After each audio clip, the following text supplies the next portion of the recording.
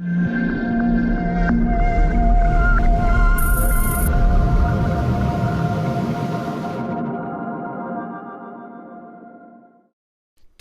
Player free. Get it now from digital.net.au. So, I'm hoping all you guys are really caffeinated now, because we're going to move to that exciting topic of file formats. Well, at least our panel's happy about it. I mean, from the previous panel, I don't know, we're going to be in trouble, because that was pretty good, even if I do say so myself. So, I'm still not going to the rest of the folks on that one. I'm going to bring up our panelists, if we can, please. I'm going to do a very short introduction. First up, that's going to be talking with us is Annie Chang. We like to call her, at least she used to be called the bitrate babe. I think that moved into DB Diva, and then she moved on to DC Mama, I think. DC Mama, that's right. And now you're just an IMFer. Oh, you're on your left. All right, so that's Annie. She works with us at the Walt Disney Studios.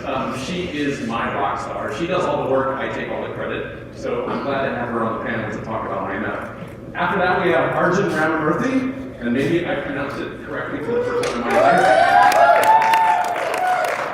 Another rock star of technology in the Hollywood community. Arjun is currently the VP of Technology at 20th Century Fox. In that capacity, he's responsible for outlining and defining the next generation workflow and technology utilized in feature films, TV post, digital content processing, downstream distribution, just a lot of stuff.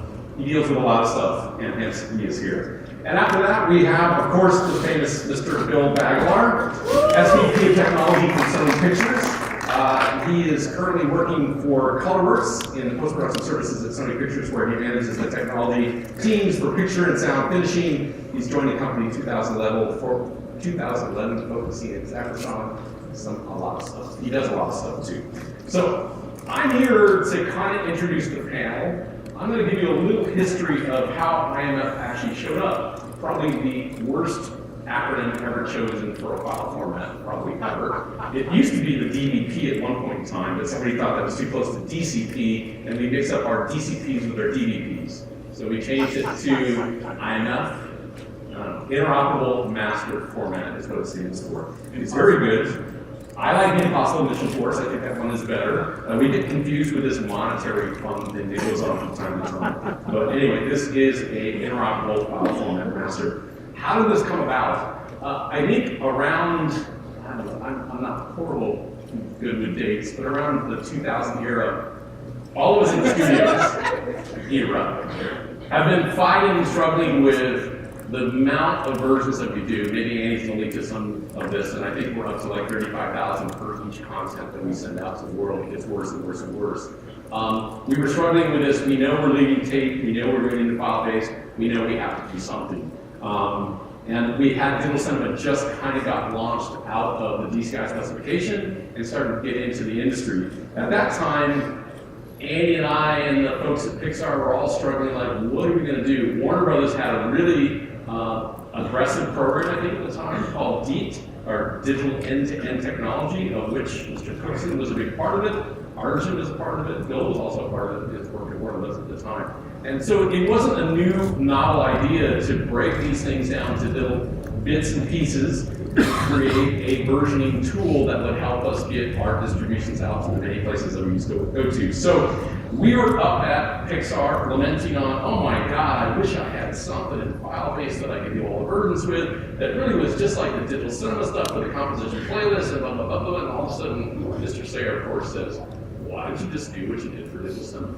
And it was like kind of the aha moment at the time, and we said, oh, that's great. We'll call it the DVP. It's going to be awesome. At that point, we discovered, of course, there's more people in the industry doing the same things, and we want to have multiple different type of file formats that go out there. So we, again, like what happened with DCI, got the usual suspects back together again, put the band back together, and started meeting at the Entertainment Technology Center from USC to discuss a common file format for file distribution into the business community. In other words, it was a B2B topic, it's not B2C. So it was how do we deliver all of our content into the next places that it goes and do all of these versions and have the capability of doing a lot of versions and multiple versions.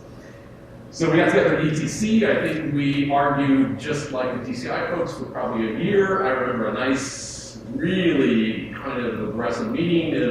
Is it JPEG 2000 only, or are we going to open the door for other kind of compression formats? Of course, we know now that we have things called